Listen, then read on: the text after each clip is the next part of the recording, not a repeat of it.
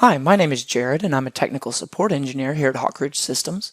This video is part of our Technical Support Tips and Tricks video series. This video covers how to use the Symbol Wizard within SOLIDWORKS PCB to quickly create complex symbols.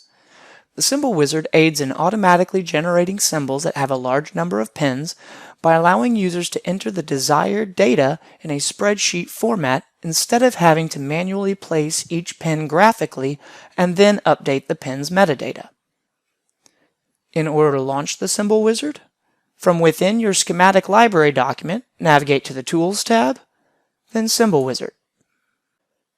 Once the Symbol Wizard dialog is up, you can see we have some initial options, including the number of pins.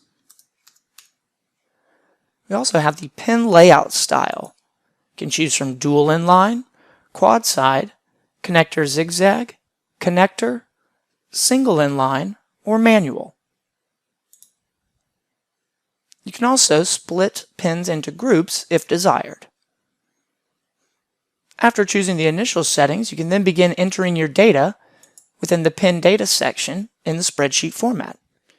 To enter data, select a cell and begin typing. You can also set your electrical type, input, I/O, output, etc. You can also choose which side the pin appears on in the symbol. Once you've got all your data entered, you can then continue editing after placement via this checkbox. In order to place the component, select Place, Place Component, and as you can see, the pin 1 connection point is set to our 0, 0 coordinate.